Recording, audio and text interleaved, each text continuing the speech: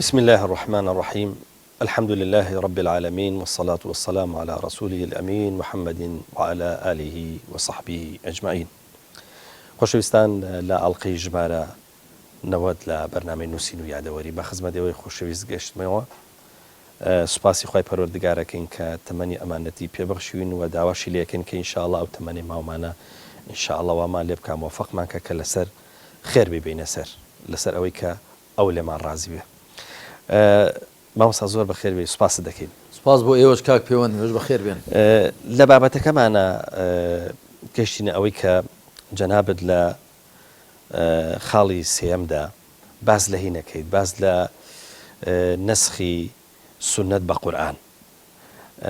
با بزانین نەسخی سونەت بە قورئان مەبەستت چییە و پرسیاری ئەوەش بکەین ئایا ئەوەی کە پێغەمبەر صلی الله علیه وسلم فەرموویەتی ئایا ئەویش وحی خوای پەروەردگار نییە لە کاتێک ئەمە فەرموودەمانەیە کە پێغەمبەر هیچ شتێکی نەفەرمووە ئیلا وحی پشتیوانی کردووە. ئەگەر وا بێ قورئان هات پێ سونەتی نەسخ کرد بێتەوە، ئەمە بۆ مانایە بە جۆرە لە جۆرەکان کە ئاەتی نەسخ کرد بێتەوە یاخود وحی نەسخ کرد بێتەوە. الحمد لله وصلوات الله وسلامه وبركاته على رسول الله محمد وآله المهتدين بهداه من الصحب والأزواج والقرابة والتابعين لهم بإحسان إلى يوم لقاء الله. ربنا آتنا من لدنك رحمة وهيئ لنا من أمرنا رشدا. کاک پەیوەند، ئەو پەرەگرافەی کە خستە ڕوو دەبێت چەند هەڵوەستەیەکی لەبەردەمدا بکەین. یەکەم، زانایان پێشتری ئاماژەیەکمان پێدا دەڵێن نەسخ چەند جۆرێکی هەیە. ئەوانەی کە قەناعەتیان وایە کە قورئان منسوخی تێدا هەیە دەڵێن نەسخی قورئان بە قورئان، ئەوە جۆرێکی. نەسخی قورئان بە سونەت، ئەوە جۆری دووەمی. نەسخی سونەت بە سونەت، ئەوە جۆری سێمی.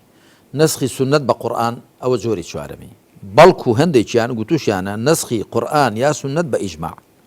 کە ئەوە زۆر بە ڕەتیان کردوتەوە، هیچ نییە. من قەناعەتم وایە کە نەسخی قورئان بە قورئان هەر قسەیەکە بەو واتایەی کە زانایانی پاشین خەلەف وشەی نەسخیان بەکارهێناوە، بەو واتایە نەسخ هیچ ئاەتێکی منسوخ لە قورئاندا نییە. بەڵام بەو واتایی کە زانایانی پێشین وشەی نەسخیان بەکارهێناوە کە وێڕای لابردنی حوکمێک لە قورئاندا بە حوکمێکی دیکە، وێڕای ئەو واتایە تایبەتکردنی حوکمێکی گشتی، بەندارکردنی حوکمێکی ڕەها، ڕوونکردنەوەی حوکمێکی مجمەل و کورت و پلەپلەیی و دانانی چەند حوکمێک بۆ چەند حاڵەتێکی جیاجیا، بە هەموو ئەو واتایانە ژوشەی نەسخیان بەکارهێناوە زانایانی پێشین. بەو واتایە بە هەندێک لەو واتایانە دیارە کە قورئان دەگونجێ بڵێین منسوخی تێدایە، واتە ئاەتێک گشتی بووە بەڵام تایبەت کراوە، مطلق بووە بەڵام مقەیەد کراوە، مجمەل بووە بەڵام تەفسیلی پێدراوە بە واتایە. بەڵام بە واتایە کە ئاەتێک هەبێت لە قورئاندا حوکمی پێ نەکرێ نییە. ئەوە جۆری یەکەم. جۆری دووەمی نەسخ گوتویانە نەسخی قورئان بە سونەت، کە ئەمەش بەڕاستی بە بۆچوونی من دوورکەوتنەوەیە لە چاک ڕێز لێگرتنی قورئان، بە تعبیرەکە ئاوەدا بڕێژ. خوا بەو هەموو زانیاری بێسنووری خۆی، بەو هەموو حکمەتی بێسنووری خۆی، بەو هەموو ڕەحمەتی بێسنووری خۆی، بەو عەزەمەتەی کە عەقلی بەشەر دەرکی ناکات، تێوە ناچی، ئیستیعابی ناکەوە، خۆی ناگرێ. خوا شتێک بفەرموێ، پێغەمبەر عەلەیهی سەڵات وەسەلام شتێک بفەرموێ، ئەوەی خوا فەرموویەتی لای بەرێ، یعنی وەکو گوتم خستمە قاڵبێکی جوانەوە کە ئەوە دوورکەوتنەوەیە لە چاک ڕێز لێگرتنی خوا و فەرمایشتی خوا. ئەوە جۆری دووەم. جۆری سێم لابردنی یاخود نەسخکردنی سونەت بە قورئان، ئەوە هەیە و وێنەشی ئێستا بۆ دێنمەوە. جۆری چوارەم لابردنی سونەت بۆ سونەت، ئەوەش هەر هەیە، ئەویش وێنەی بۆ دێنمەوە. بێمە سەر لابردنی قورآن بۆ سنت. پێغەمبەری خوا صلى الله عليه وسلم لە صحیح بوخاری مسلم داهاتوە کاتێک دەچێتە مەدینە 17 مانگ لە ڕیواتی دڵش 16 مانگ لە صحیح بوخاری داهاتوە ڕوو دەکاتە بەیت المەقدیس بۆ نوێژەکانی کاتێک کە لە مەکەش بوو هەر ڕووی لە بەیت المەقدیس کردووە مزگەوتی ئەقسا کە مەرزی ئەو کاتە مزگەوتەکە بوو بێ بەڵام ڕووی لەو شوێنە کردووە دوای 17 مانگ خوا ئەو ئاەتەی سوورەتی ئەلبەقەڕەدا دەبەزێنێ کە دەفەرمێ قد نرى تقلب وجهك في السماء فلنولينك قبلة ترضاها فولي وجهك شطر المسجد الحرام وحيث ما كنتم فولوا وجوهكم شطره دەفەرمێ ئێمە هەڵگێڕ و وەڵگێڕ ڕووی تۆ پێغەمبەر صلی الله علیه و سلم ڕووی کردوتە ئاسمان السماء قبلة الدعاء وەکو چۆن کەعبە قبلة الصلاة سەمائیش قیبلەی دوعایە دەستی بەرز کردوتەوە ڕووی تەماشای ئاسمانی کردووە خوا دەفەرمێت ڕوود دەبینین تەماشای ئاسمان دەکەی لەمە دوا ڕوود پێوەردە سوڕێنین بۆ قیبلەیە کە پێت خۆشە پێغەمبەر صلی الله علیه و سلم پێی خۆش بوو ڕوو بکاتە کەعبە یەکەمین بەیت و ماڵ کە پەرزگا کە لەسەر زەوی بنیات نراوە إن أول بيت وضع للناس للذي ببكة مبارك وهدى للعالمين شيء بنياتنا وإبراهيم عليه الصلاة والسلام إسماعيل كري عليه السلام هذا فرمي رود في ورد سورين بو قبليك بو رقيك ضل بسنته حزي لذكي فولي وجهك شطر المسجد الحرام رود ورسورنا برو شطر يعني نحوه برو مزقوتي حرام وحيث ما كنتم بيشي رود تايبت بخوي ده فرمي دعاء ده فرمي وحيث ما كنتم خوتو شوين كوتو لهر شوين يكبون فولوا وجوهكم شطره رولا لا يبكن رولا لا يبكن ها نق بوكو جاسوسي تفنجد بدقيقي كعبه نا رولا لا كعبه بكن او بوي بيت كار اساني بو مسلمانان اما فرمانه اخوا او هلوستي پیغمبر صلی الله علیه وسلم نسخ کردو او هلوستي پیغمبر صلی الله علیه وسلم آیا شون بوا گرنگو آیاتی لچی لسر نیه تابلی قرآن نسخ کردو هلوستي پیغمبر بو عليه الصلاة والسلام سنته او هلوستي سنت كروي كردو بيت المقدس او آية مباركة دواي حفظ مانك سالك وان دمانك او بيشي نسخ كردو تو وروي بيغمبر خاتم عليه الصلاة والسلام ورسول عنده برو كعبة اما نسخي سنت بقرآن نسخي سنت بسنت ويني زورا يشيك لوانا لصحيح بخاري مسلم دات وكبيغمبر صلى الله عليه وسلم كنت نهيتكم عن ادخار لحوم الأضاحي ألا فكلوا وادخروا إنما نهيتكم من أجل الدافة ده فرمي الريم اللي يقربون كجوشتي قرباني هل بقرن بس بنديب كان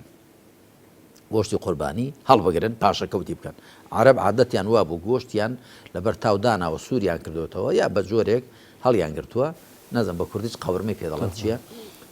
چند هاي قاورمه گوڕی بە نۆکاو ها بەڵام ئەسلی قاورمە لە کوردیدا یعنی گۆشتێک کە هەڵدەگیرێ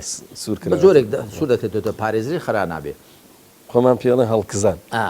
جا ئەمە خوا دەفەرمێ پێغەمبەر دەفەرمێ عليه الصلاة والسلام بۆیە لێم قەدەغە کردبوون گۆشتی قوربانی هەڵبگرن من ئەجلی دافە دەڵێ خەڵکی غەوارە کە دێن خەڵکی غەریب ئەو ساڵە دیارە خەڵکی هەژار ودار زۆر بۆ هاتوون بۆ حەج فەرموویەتی ئەگەر ئەوانە گۆشتی قوربانیەکە هەڵبگرن ئەو خەڵکەی کە هاتوون غەوارن برسی دەبن نە هەڵمەگرن پاشەکەوت مەکەن بیدەن بەوان دوایی دەفەرمێ كنت نهيتكم من أجل الدافة ألا فكلوا وادخروا ئێستا بخۆن و هەڵبگرن بۆ چونکە خەڵکی غەوارە نییە کەواتە لێ قەدەغەکردنەکەی هەڵگرتنی گۆشتی قوربانی لەبەر خەڵکە غەوارەکە بووە بەڵام ئێستا کە خەڵکی وانە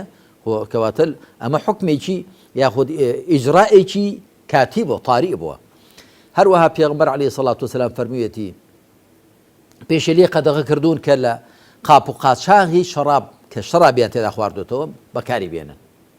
دوای فەرموویەتی فإن الظروف لا تحل ولا تحرم شيئا قاپ و قاچاغ هیچ شتێ حەڵاڵ و حەرام ناکەن بەڵام پێشێ بۆ لێ قەدەغە کردوون چونکە تازە شەراب قەدەغە کراوە مەزەنەی ئەوەی کردووە کە ئەگەر بێت ئەو قاپ و قاچاقانی تا دوێنە شەڕابیان تێدا خواردوەوە بەکاری بێنن ڕەنگە داڵغە و خەیاڵی شەڕاب خۆریان بچێتەوە مێشک بەڵام کە دوای دوور کەوتونەوەلەوە فەرمێتی قاپ و قاچاقیشی حەڵاڵ و حرام ناکە ئەوەی کە تا دوێنێ مەشکە بووە کوندە بووە گۆزە بووە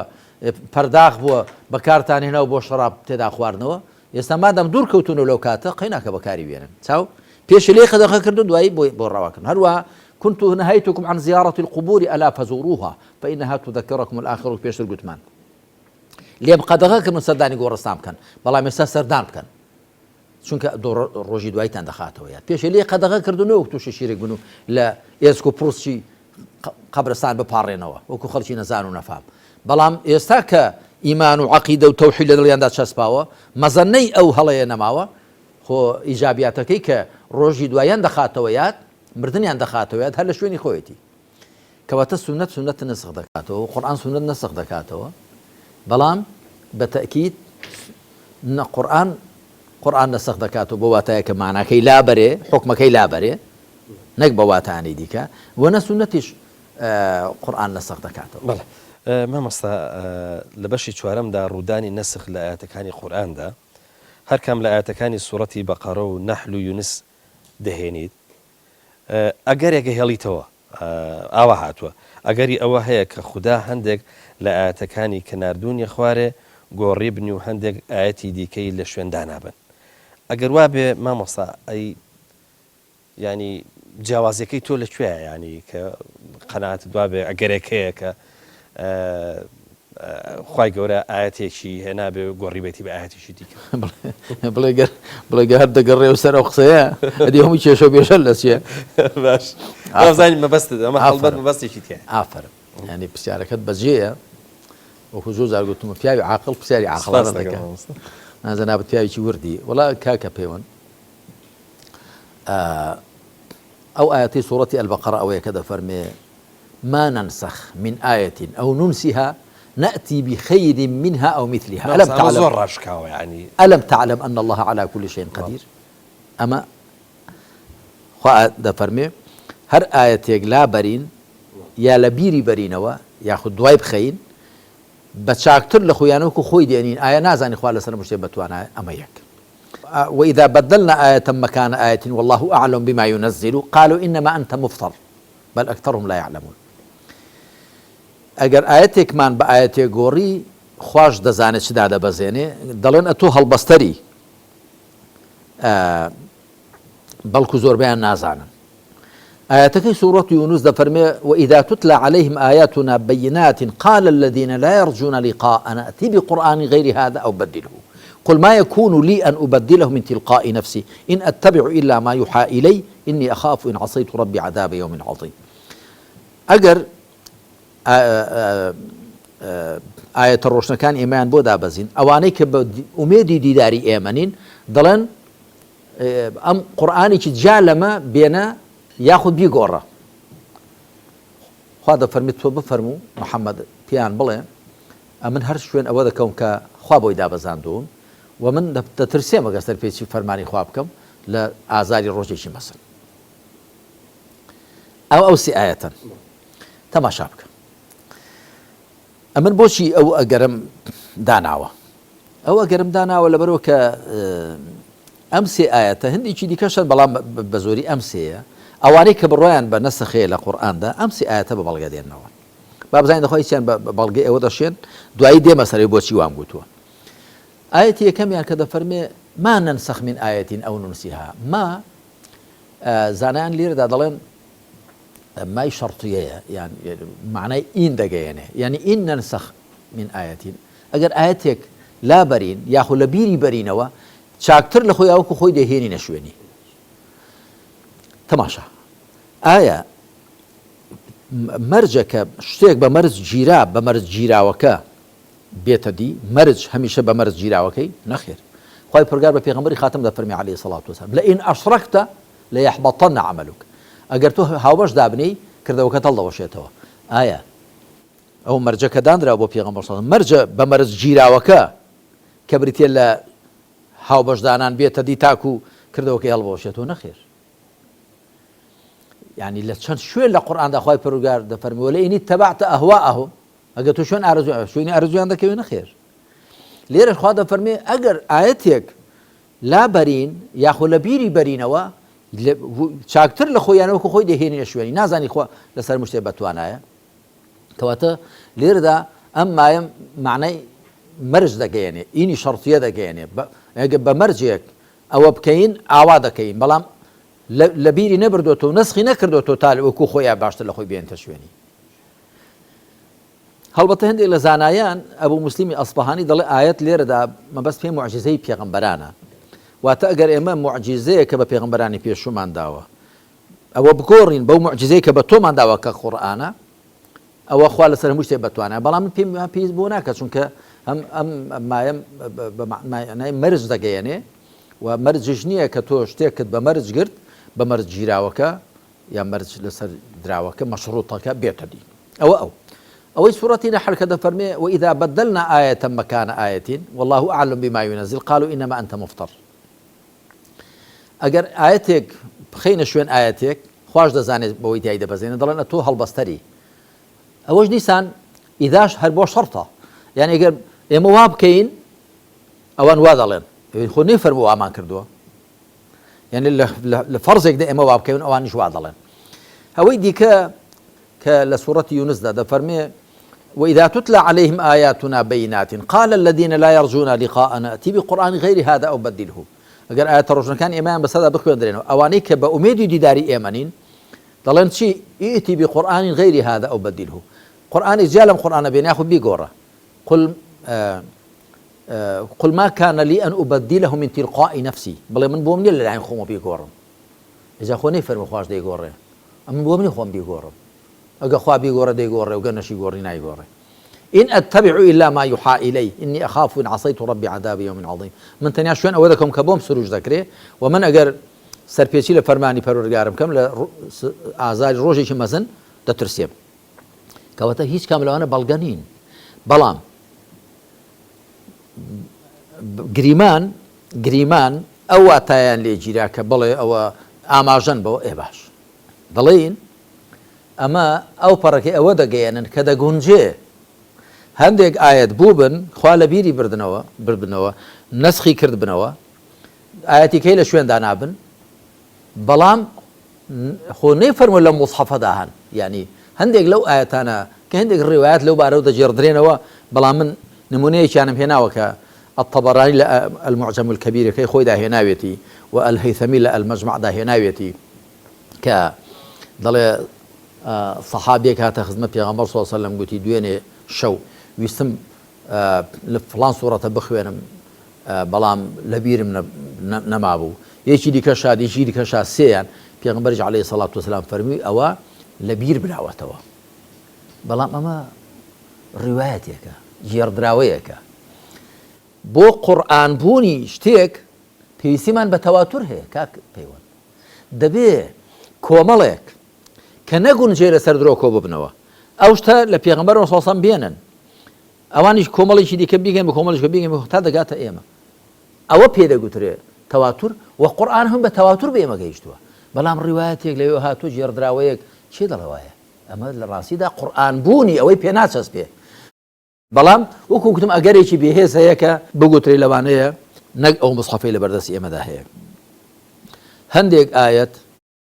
هبوبن أجريشي بيه سيكو كتم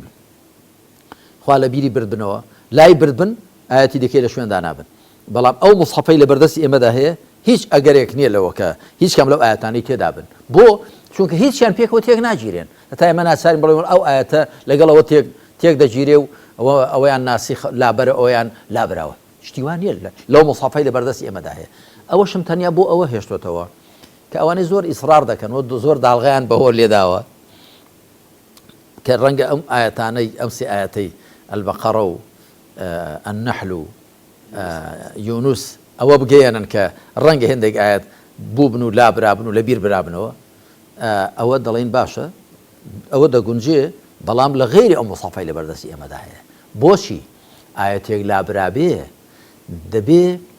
لەگەڵ ئاەتیشکە تێک بگیرێ بەڵا ئەو قورآن مصحفەی لە بەردەستی ئێمەدا هیچ دوو ئاەتێکی پێکەوتێک ناگیرێن کە پێکەوە ناکۆک بن کە هیچێک لە مەرجەکانی نسخ پێشتر باسمان کرد 4 مەرجی هەن هیچێک لە مەرجەکانیان ئەوەیە کە دوو ئاەت پێکەوە تێک بژیرێن پێکەوە نەسازێن بە هیچ جۆرە پێک هەڵنەکەن ئەو کاتە دەڵی کاکە ئەمەیان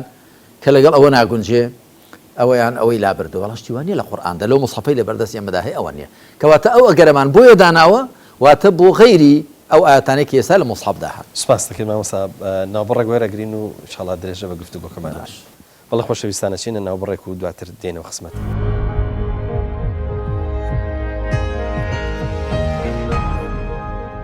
بەڵێ خۆشەویستان جارێک کە سڵاو لە ئێوە خۆشەویست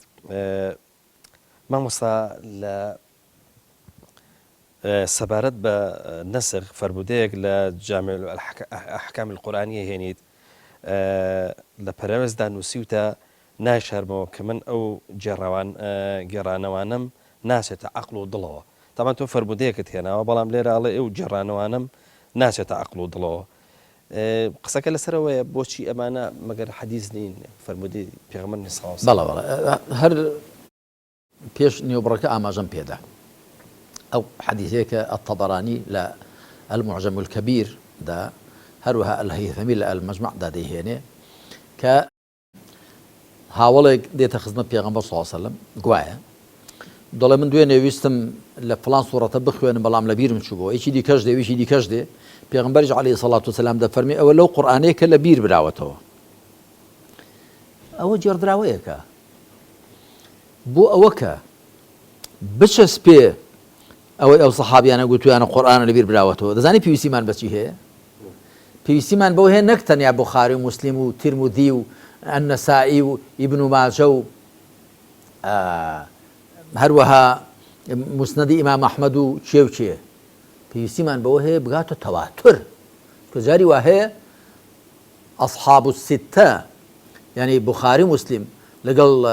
تیرمودی و نەسائی هەروەها ئەبوو داود و ئیبن ماجەش شتێک دێنن هەر شەشیان لەسەری ڕێکەوتون بەڵام متەواتیر نییە هەر حەدیثی ئاحادە بۆ بە قورئان لە قەڵەمدرانی شتێک پێویستیمان بە تەواتر هەیە تەواتر جاری کەس پێنامان کردو ئەوەیە کە کۆمەڵێک کە هیچ کەس نێتە زێنیەوە ئەوانە لەسەر درۆ کۆبوونەتەوە بۆ وێنە ئێمە لێر دانیشتوین نەفەرێک بێ بڵێ لە بازار و شێخەڵای فڵان شتە قەوماوە دەڵێن دەبێ یعنی زۆر جێ متمانەمان بێ جۆر لە متمانەی پێ دەکەین بەڵام ناگاتە یەقین دەگونجێ بە هەڵەدا سوو بێ دەگونجێ ئەو لە هیچکەی بیست بێ ئەوی دێکە بە هەڵەدا سوو بەڵام ئەگەر دوای ئەوەیەکی کەشات دوای کەشات دوای بوون بەدە دوون بە 20 پیان بۆ خۆمان بینیومانە ئەو کاتی دڵنیاییمان لە پەیدا دەبێت ئەوە تەواتورە گوێ لێ جانەکەم جا ئەمە بۆ یەکتۆ بە عەقڵ و دڵمەوە نانووسێ چونکە بۆ بە قورئان لە قەڵەمدانی دەقێک پێویستیمان بە تەواتر هەیە بەڵام ئەمە ڕیواەتی ئاحاد و الطبراني لە المعجم الكبيردا هێناوێتی و هەندێک لە زانایان هەندێک دەقکە لە صحیح بوخاری داهات و ڕەتیان کردنەوە زانایانی معتەبەر هەندێک لە صحیح مسلم داهات و ڕەتیان کردنەوە بە بەڵگە یعنی ئەوە لە نێو زانایاندا شتێکی زاندراوە ئەوانەی کە ڕاسیخن ئەوانەی کە قوڵ بوون دەڵێ بوخاری ئەو شتەی هێناوە دەقی هێناوە یا مسلم ئەو دەقی هێناوە ئەبوو داود ئەوەی هێناوە یا تیرمودی ئیبن ماجە ئەحمەد ئەوە یعنی زانایان هەندێک لە دەقەکان ڕەت دەکەنەوە لەبەر چی دەڵێ لەگەڵ قورئاندا تێک دەگیرێ لەگەڵ عەقڵدا تێک دەگیرێ لەگەڵ واقعدا تێک دەگیرێ لەگەڵ سونەتی کردەی پێغەمبەردا تێک دەگیرێ عەلەیهی سەڵات وسەلام یعنی ئەو ڕەتکردنەوانە هەر هەن جا ئەمە وەکو گوتم قورئان بوونی ئەوەی پێ ناشەسپێ بۆیە من بە عەقڵ و دڵمەوە نانووسێ جا کەسی کە بە عەقڵی و دڵی دەنووسێ با پێوە بنووسێ ئەوە چ دەگەیەنێ ئەوە دەگەیەنێ کە ئەم مصحفە ئێستا لەبەر دەستماندایە نا جگە لەم مصحفە ڕەنگە هەندێک ئاەت هات بن خوا لە بیری بربنەوە هەر ئەوەندە دەگەیەنێ ئەم دەقە جا لەوە چی دیکە ناگەیەنێ مامۆستا ڕێک هەیە ئەڵێ ئەگەر چونکە بۆچی ها با تەواوی کەم چونکە پێغەمبەر عەلەیهی سەڵات وسەلام دەفەرمێ ئەوە دەقەکە ڕاست بێ دەفەرمێ لەو قورئانەی کە لە بیرم براوەتەوە جاکە لە بیر پێغەمبەریش برابێتەوە معناها هەر نەماوە معناوە دوای نەچۆتە نێو مصحفەوە بەڵێ مامۆستا ڕێک هەیە ئەڵێ ئەگەر ئێمە دامانا کە نەسخ لە قورئانە هەیە واتە ناسخ و مەنسوخ ڕوویاوە لە سەردەمی پێغەمبەری صلی الله عليه وسلم کەواتە یعنی ئەو حکمانەی قورئانی پیرۆز تەنانەت بۆ سەردەمێکی زۆر دیاریکراویش بڕیان نەکردووە بەڵێ تۆ تو سەبارەت بە ماڵێکی مامۆستا. وڵا بێگومان ئەوە لەگەڵ پێگە و پایەی بەرزی قورئاندا ناگونجێ ئەو قورئانەی کە پێشتر باسمان کرد کە خوا دەفەرمێ ناحەقی ڕووی تێناکە نە لە پێشیەوە نە لە دوایەوە و دەفەرمێ ئاەتەکانی محکەم و قایم کراون و خوا ناوی لە کتێبەکەی خۆی ناوە وەسفی کردو بە عەلیون حەکیم و پێناسەی کردو بە قورئان کەریم قورئان عەظیم يعني لەگەڵ ئەو هەموو وەصفانەی کە من لە یەکێ لە کتێبەکانی مەوسوعەی الئیسلام کەما یتەجەلا فی کتاب الله لە کتێبی پێنجەمدا پێم وایە لە کتێبی پێنجەمدایە 40 وەصفی قورئانم هێناوە کە لە کتێبی قورئانی مەزل لە 19 وەردا لەوێشدا ئەو باسم خواستۆتەوە خوای پەروەردگار قورئانی بە 40 وەصف کردووە يعني هەل لە قورئاندا بە 40 وەصف کە بە تەئکید ڕەنگە زیاتریش هەبن بەڵام من ئەو چلەم بڵێن گوڵبژێر کردوون جا قورئانێک ئاوا بێ ناگونجێ کە وەکو جەنابەت ئاماژەت پێدا وەکو هەندێک لەوانەی داڵغایان لێداوە بۆی کە هەرچی زیاتر ئاەتی وا کە پیان وا بێ منسوخە حکمەکەی لابراوە زیادیان کەن ئەوە لەگەڵ پێگە و مەقامی بەرزی قورئاندا ناگونجێ و لەگەڵ زانیاری بێسنووری خوادا ناگونجێ خوا زانیاری بێسنووری هەیە بەڵام بە تەئکید پێغەمبەری خاتەم صلی الله عليه وسلم وەکو مرۆڤێک دەگونجێ شتێکی فەرمووی بێ بۆ کاتێکی دیاریکراو بۆ قۆناغێکی دیاریکراو بۆ خەڵکێکی دیاریکراو کە دوایی قۆناغ و خەڵکوش کاتەکانی دیکە نەگرێتەوە وەلا برابێ و خۆی لای بربێ. بەڵێ مامۆستا پرسیارێکی دیرەکەم یاخود دەچمە سەر بابەتێکی گرنگ بەڵام ئەمەیان لەبەر گرنجەکەی بە عینەکەوەی خوێنەوە باشە ئینشاءالله. ڕایەک هەیە تەبعاً من لە زمنی بە دوواداچوونمە هەندێک ڕام بینین ئەوانەی کە بەلامەوە بەڕاستی جێگای سەرنج بوون هێنان بۆی پرسیار لە جەنابەت بکەم لەو گەڕانەی منە بۆم دەرکەوتووە کە مەسەلەن ئەوانەی کە باس لە نسخەکەن لە قورئانە باوەڕیان وایە هەندێکیان حکومەکانی ڕاستپاردە وەسیەت بە حکومەکانی میرات هەڵەوشێنراوەتەوە حکومەکانی نێربازی و زایندی بە حکومەکانی زیێنیا هەڵوەشێنراوەتەوە حکومەکانی بەخشین و خێرات بە حکومەکانی زەکات هەڵوەشێنراوەتەوە حکومەکانی فیدیە و لە بریخستن بە حکومەکانی زەکات هەڵوەشێنراوەتەوە حکومەکانی ڕێگری لە دەستپێکردنی جەنگ قیتال هەڵوەشێنراوەتەوە حکومەکانی ڕووەرجێڕان و لێبوردون لە موشریکین و حکومەکانی گفتوگۆ ئامۆژگاریکردن بە ئاەتی شمشێر هەڵوەشێنراوەتەوە حکمی باناڕەوا خواردنی ماڵ و سەروەتی هەتی و هەڵوەشێنراوەتەوە باشە مامۆستا ئەگەر ئەمانە نەسخ بن یان بەڵام مەسوخ بن باس لەو واقعاکن کە لە دوای ئەمانەوە بەرهەمێت باشە چ واقع ئەگەر ڕواداگەر ئەمانە بەم شێوەیە مامۆستا نەسخ وەڵاهی ئەمانە کاکە پەیوەند هەمووی قسەن يعني هەر مامۆستا من ێستا بچوڕ بکە بەلەش بەڵێ ئەمانە هەمووی قسەن و هیچی پشت ئەستور نین بە بەڵگە چونکە جا ئێمە دوایی دەیگەینێ لە ئاڵخەکانی دیکەدا پێما بەپێی ڕیزبەندی کتێبەکە دەیگەینێ آية وصية كتب عليكم إذا حضر أحدكم الموت إن ترك خيرا الوصية للوالدين والأقربين بالمعروف حقا على المتقين أما لشويني خوي دا بكاردي آياتكاني ميرات لشويني خوي دا بكاربي أما أو مثلا أويدك خير وخيرات بزكاة الوشية آخر زكاة واجبة خير وخيرات خو بخشانية وأبي ديك مثلا حكمي نازانم نيربازي وأنا بحكم زينات جناية نيربازية هروها دست بيكردني جنگ هەڵوە شاوەتەوە ئەنی مسلمانە نابێت دەست پێشخەری جەنگ بن ئەوە بەحساب ئەوە کە قەدەغە کراوە دوای ئەوە هەڵوەشێنراوەتەوە یانی مسلمانان بۆیان هەیە دەست پێشخەری جەنگ بن ئەوە کەسێک ئەوە دەڵێ کە لە منزومەی ئاەتەکانی کە باسی جەنگ دەکەن حاڵی نەبووە هەروەها چی دیکەت فەرموو مەسەلەی خواردنی ماڵی هەتی و نازم ئەویان هەر شتێکی عەجایبە ئەوە إن الذين يأكلون أموال اليتامى ظلما إنما يأكلون في بطونهم نارا وسيصلون سعيرا أما يعني خوي پروردگار هوالي داوە هەواڵ يعني جاري هەواڵ لەلای ئەوانش کە دەڵێن ئاەتی منسوخ لە قورئاندا هەیە دەڵێن ئاەتی ئەحکام بڵام ئەمە هەواڵە خوا هەواڵ دەدا دەفەرمێ ئەوانەی بەستەم ماڵی هەتیوان دەخۆن دەخرێنە دۆزەخەوە ئەمە خوای پەروردگار هەواڵێکی داوە هەواڵ هەر نسخی هەر بەسەردانایە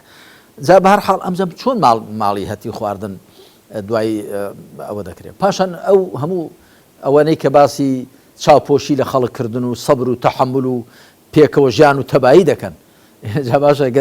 ئەگەر ئەمانە هەڵوەشێندرێنەوە هەڵوەشێندرابنەوە بۆ پێغەمبەری خاتەم صلی الله عليه وسلم هەر لە مەکەنا لە مەدینەش ئەی خۆی پەروەردگار چەند فەرمانی پێکردووە کە فاعفو عنهم واصفح لەگەڵ خاوەن کتێبەکاندا لەگەڵ هاوبەش بۆ خوادانەرەکاندا لەگەڵ منافقەکاندا وما أرسلناك إلا رحمة للعالمين پێغەمبەری خوا عليه الصلاة والسلام بۆیە دەڵم ئەوەی کە ئەو قسانە دەکات يعني هەر لە کۆی ئیسلام حاڵی نەبووە لە ڕاستیدا لە کۆی پەیامی پێغەمبەر حاڵی نەبووە پێغەمبەر دەفەرمی ئینەما ئەنا ڕەحمەة مهدات من بەزەیەکی بە دیاری نێردراوم وخوای پەروەردگار هەم ئەرسەلناکە إلا رحمة للعالمين بۆیە ئەو قسانە هیچ نین يعني بەڕاستیە من هیچ اعتبارێ بۆ ئەو جۆرە قسانە دانانێم و ئەوانە کەسانێکن کە تێڕوانینێکی جوزئیان هەیە بۆ ئاەتێک بۆ چەمچێک لە ئاەتێکدا بەڵام ئاگان لە ئاەتەکانی دیکەنیە ئەمن وەکو ئامۆژگاریەک بۆ خۆشم و بۆ جەنابیشت و بۆ هەر بینەر و بیسەرێکی بەڕێزیش لە خوشکان و برایان دەڵێم هەر کاتێ بتەوێت لە بابەتێک تێبگەی کە لە قورئاندا باس کراوە تەنیا بە ئاەتێک و دوو ئاەت تێگەیشتنێکی تێروتەوت بۆی دروست نابێت بۆ خوا سبحانه وتعالى بابەتێکی باس کردووە لێرە گۆشەیەک لە بابەتە بازەکە لەولا گۆشەیەکی دیکە لەولا گۆشەیەکی دیکە بەتایبەت لە بەسەرهاتی پێغەمبەران عەلەیهیم الصلاة والسلام تاکە بەسەرهاتی لە قورئان داهات بێ بە تێروتەواوی تەنیا لە یەک شوێن داهات بێ بەسەرهاتی یوسوفە بەڵام بەسەرهاتی موسا عەلەیه الصلاة والسلام گەلەکەی لەگەڵ بەرامبەریان فیرعون و هامان و قاڕون لە چەند شوێنان هاتووە بۆ لە هەر شوێنەی ئەو کەش و هەوایە کە کاتی خۆی موسڵمانانی تێدا بوون بە پێ ئەو کەشوهایە ئەو لە قسەیە هاتووە ئەو قۆناغە هاتووە هەروەها بەسەرهاتی هەموو پێغەمبەرانی دیکە عەلەیهیم الصلاة والسلام بە هەمان شێوە و حکمە شەرعیەکانیش بۆ وێنە خوای پەروەردگار باسی ڕیبا و سوودخۆری دەکات لە چەند شوێنێکدا هاتووە هەروەها باسی شەرابخۆری دەکات بە چوار قۆناغ خەمر شەراب قەدەغە بووە لە قۆناغێکم لە سوورەتی نەحل بەس ئاماژەی پێ دەکات تتخذون منه سكرا ورزقا حسنا لە قۆناغی دووهەم لە سوورەتی البەقەرەدا يسألونك عن الخمر والميسر فيهما قل فيهما إثم كبير ومنافع للناس گوناحێکی گەورە سوودگەلێکیشیان بۆ خەڵک تێدایە ئەمەش ئاماژەیەکە لە سوورەتی نیسادا لا تقربوا الصلاة وأنتم سكارى بە سەرخۆشی تووشی توخنی نوێژ مەکەون نافەرمێ هەرمەی خۆنەوە بەس واتە تەحدیدی کردووە چونکە گەر کەسێ بێوێت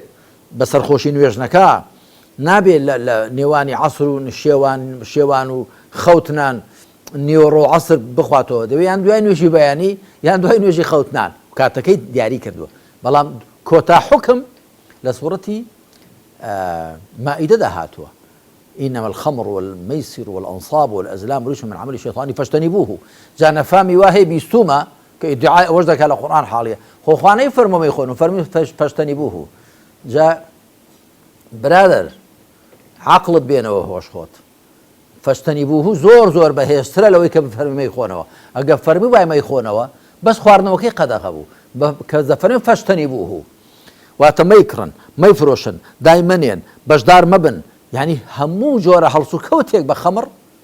قەدەغەیە فاجتنبوه یعنی هەر دووری لێ بگرن بە هەموو جۆرە لە جۆرەکانی دووری گرتن ئەمە ئەوە لەکوێ بفەرمەمەی خۆنەوە ئەگە فەرمەمەی خۆن بەس خواردنەوەکەی قەدەغە بوو بەڵام ئێستا هەموو جۆرە مامەڵەیەک بە خەمر قەدەغەیە جا کەواتە تەماشا دەکەی ئەتۆ گە بتەوێ حکمی خەمر لە قورئان دەربێنی نابێت تەماشای تەنیا یەک شوێن بکەی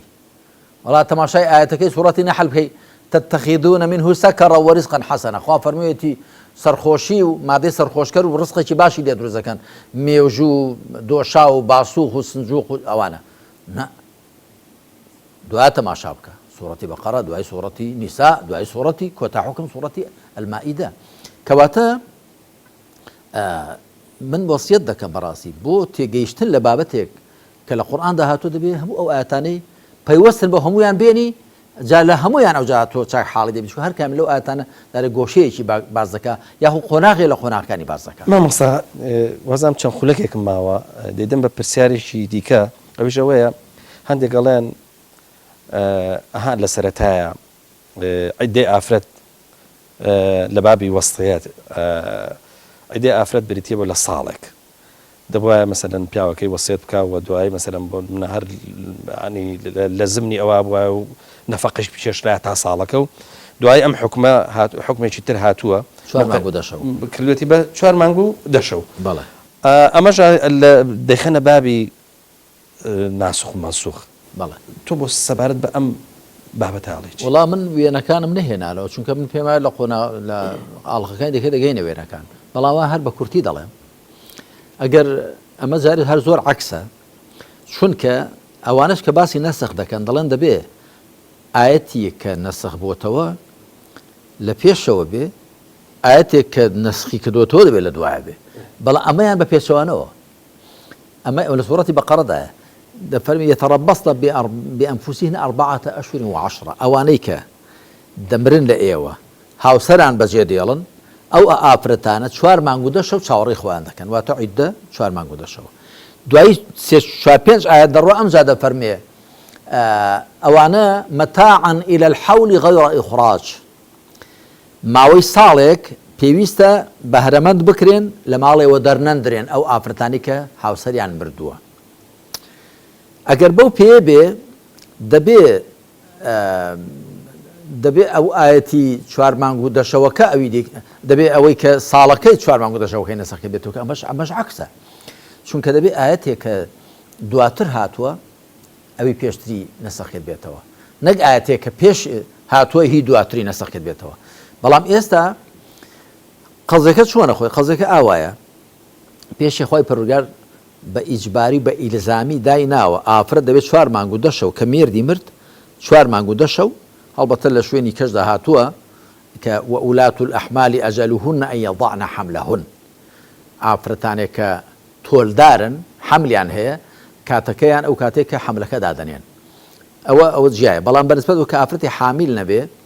4 مانگ و 10 شەو وەلانی کەمی ئەوە واجبە ئەدی ئەوی دیکە کە دەفەرمێ مەتاعا إلى الحول غير إخراج بۆ ماوەی ساڵێک واتە لە ماوە 4 مانگ و 10 شەوەکە زیاتر تا ساڵێک ئەوە دەبێت ئەو پیاوە وەسیەت بکە یاخود خزمەکانی پیاوەکە کە دەمرێ یاخود پیاوەکە پێش مردنی وەسیەت بکە بڵێ ئەو ئافرەتەم با ساڵێک لەو ماڵ و حاڵی خۆی دابێ ئەوە خۆبەخشانەیە لە 4 مانگ و 10 شەو زیاتر تەتەووعە بەڵام 4 مانگ و 10 شەوەکە ئیلزامیە کەواتە تێک ناگیرێن 4 مانگ و 10 شەو واجبە ئەدی لە 4 مانگ و 10 شەو دەمێنێتەوە چەندە تا ساڵێک 7 مانگ و 20 شەو 7 مانگ و 20 شەو ئەوە خۆبەخشانەیە واتە پیاوەکە مولزەم نییە و ئافرەتەکەش مولزەم نییە بمێنێتەوە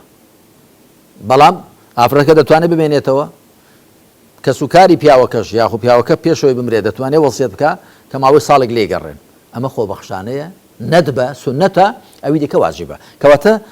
تێک ناگیرێن نیشان بۆ حاڵەتی وجوب ئەوی دیکە بۆ حاڵەتی نەدبە مامۆستا پرسیارێکی تر بکەم مادام کاتەکە شتێکی لێ ماوە ئەو حاڵەتەی خەلیفەی ئیسلام عومەری کوڕی خەتاب ڕەزا و ڕەحمەتی خوای لێبێ چۆن لێگەدرێتەوە کە حکمێکی ڕاگرت واتە لە ساڵی خۆڵەمێشاوە بوو دەستی دزی نەبڕی ئەم حاڵەتە ینی چی پێگوترێ ئەمەش لە بابە ینی کە ئەوە سیرێکی ئەوش لە جۆرە لە جۆرەکان بە عەمەلی جۆرێکە لە نەسخ بەڵێ ئەمە پێی دەگوترێ نەڕەخسانی زەمینەی جێبەجێکردنی ئاەت حکمێکی شەرعی هەر حکمێکی شەرعی کە جێبەجێ دەکرێت دەبێت زەمینەکەی ڕەخساو بێ عومەر خوالی ڕازی بێ خەلیفەی دووەمی پێغەمبەری خاتەم صلی الله عليه وسلم لە ساڵی کە پیان دەگوت عام المەجاعە و عام الڕەمادە لەبەرە خەڵک لە برسان دنیای وەکو خۆڵەمێش دەهاتە بەرچاو یاخود برسێتی بوو فەرمووی عومەر خوالی ڕازی گوتی ئێمە ناتوانین خەڵک لە برسێتی تێرکەین بۆیە نابێ سزاشیان بدەین لەسەر دزی چونکە ئەمە نازانین داخوا لە برسان دزی کردووە یاخود بۆ تێکدانی هێمنی و ئاسایشی کۆمەلگاو بۆ دەست بەسەر داگرتی ماڵ و سامانی خەڵک لەبەرەوە کە نازانین نابێ سزایان بدەین لەسەر شتێک کە لێمان دیار نییە پاڵنەرەکەیان چی بووە تەنانەت غوڵامەکانی حاتەبی کوڕی بەلتەعا کە سەحابیی ناودارە حشتێکی لێ دەدزن و سەری دەبڕن و ئەوەندی بۆیان بخورێت دەیخۆن حاتب دەچێت شکات دەکات لای ئەمیری مؤمنین عومەری کوڕی خەتاب خوا لێی ڕازی بێ ئەویش بانگی ئەو غوڵامانەی دەکات دەڵێ ئەوەتان و حوشرتان بۆ خواردووە دەڵێن حاتب برسی دەکردین برسیمان بوو لە برسا خواردومانە عومەر خوا لێی ڕازی بێ لە ڕیوایەتێکدا دەڵێ گوتی ئەگەر جارێکی دیکە دزیێ بکەن دەستی تۆ دەبڕم برسیت کردوون لە ڕیوایەتێکدا دەڵێ گوتی لە ئوجیعنەکە سزایەکت دەدەم ئێشت پێ بگا جا دەڵێ حوشتەکە هی خۆی نەبوو هی کابرایەکی دیکە بوو گوتی دەبێ دووقاتی بۆ ببژێری بۆ کابرای حوشتر لێ دەزرا و سەر بڕدراو ئەگە قیمەتەکەی بڵین 100 دینار بۆ دەبێت 200 دیناری بدەیە بۆی تو ئەو غوڵامانت برسی کردوون بۆیە ناچار بوون حوشتری خەڵک سەر ببڕن کەواتە ئەوە پێی دەگوترێ وەستاندنی سزایەکی شەرعی لە بەرەوەی زەمینەی جێبەجێکردنی بۆ نەڕەخساوە ئەگەر شتێکی ترت ماوە وڵا من هەر ئەو ئاەتەکەی کە باسی ئەوە کرا بە عیدەی متەوەفا عنها زەوجها زانان وای ئەو زاراوایان داناوە واتە عیدەی ئەو ئافرەتە کە مێردی دەمرێ ئاەتی یەکەمیان دەفەرمێ والذين يتوفون منكم ويذرون أزواجا يتربصن بأنفسهن 4 أشهر و10 ئەوانەتان کە دەمرن و ژنان بەجێ دێڵن هاوسەران بەجێ دێڵن 4 بانگ و دەش و چاوەڕێی خۆیان دەکەن دوای ئەوی دیکە ئاەتەکەی دواتر دەفەرمێ والذين يتوفون منكم ويذرون أزواجا متاعا إلى الحول غير إخراج بۆ ماوەی ساڵێک پێویستە بەهرەمەند بکرێن لە ماڵەوە دەرنەندرێن جا ئەوەی کە بە حساب دەبێ